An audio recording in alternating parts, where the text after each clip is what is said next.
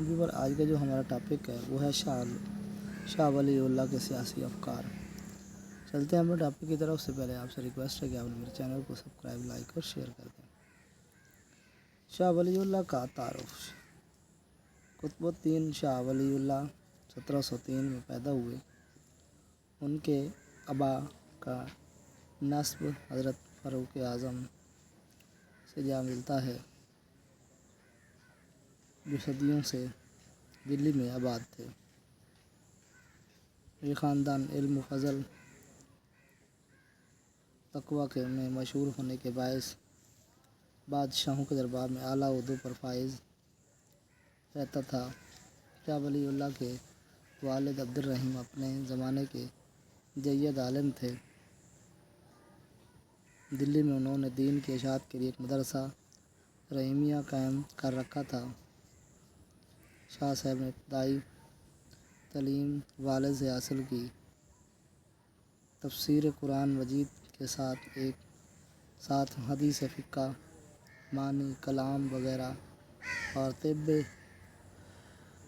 طب و ریاضی میں بھی مہارت حاصل کی، جس کے بعد آپ نے مدرسہ رحیمیہ میں درس و تدریس کا سلسلہ شروع کر دیا۔ شاہ ولی اللہ نے اورنگزیب کا آخری عہد دیکھا۔ مرہٹوں کو عروج اور زوال میں مشاہدہ آیا۔ نادر شاہ کے حملے کے باعث دلی کی تباہی و بربادی کا نظارہ بھی دیکھا، جسے عجیب انتشار، اختلاف اور آئے دن کے حادثات نے مسلمانوں کے معاشی نظام کو درہم برہم کر دیا، اور اس کی اصلاح شاہ صاحب نے اپنی حد تک کرنے کی بھرپور کوشش کی۔ تصانیف۔ شاہ ولی اللہ نے تقریباً ہر موضوع پر اظہار فرمایا۔ علوم میں شرعیہ میں شاید ہی کوئی ایسا موضوع ہو جس سے شاہ صاحب نے کوئی تصریف نہ چھوڑی ہو۔ قرآن مجید کا فارسی میں ترجمہ کیا، جس سے عوام پر قرآن فہمی کے دروازے کھل گئے۔ حدیث، فقہ، کلام، تصوف۔ غرض یہ کہ آپ نے ہر شعبہ علم پر نادر کتابیں لکھی ہیں۔ سیاسی میدان میں شاہ ولی اللہ نے جماعت لا البالغہ تحریر کی، جس میں ابتدائی معاشرے سے لے کر کامل معاشرہ تک تمام مراحل کی بحث کی گئی ہے۔ بادشاہ کے اوصاف اور شرائط اور خلافت کی ضرورت کا جائزہ پیش کیا گیا۔ دوسری تصنیف الخیر الکثیر میں اسلامی ریاست کے اصولوں پر بحث کی۔ البدر بازگاہ میں شریعت کے ساتھ کچھ سیاسی مسائل کا تجزیہ کیا۔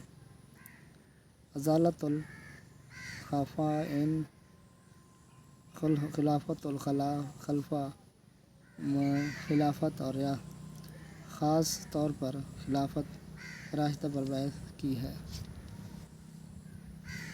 شاہ صاحب کے اندر تحریر ایسا ہے کہ وہ جب عوام سے مخاطب ہوتے ہیں تو زبان انتہائی سادہ اور سلیس، اور جب علماء کی طرف رجوع کرتے ہیں تو دقیق و اعلیٰ زبان استعمال کرتے ہیں۔ شاہ صاحب کے دلائل میں تجربات و مشاہدات کو بھی کافی دخل ہے، اس لیے ان کے دلائل میں جہاں اکثر تصورات حقیقت کا عجیب و غریب امتزاج نمایاں نظر آتا ہے، وہاں علمی دلائل کے ساتھ مسئلہ عام کو بھی ذہن نشین کرانے کے لیے عام فہم مثالیں ملتی ہیں، جو باہمی سلوک و تعاون کے اصولوں کا تعین کر دیتی ہیں۔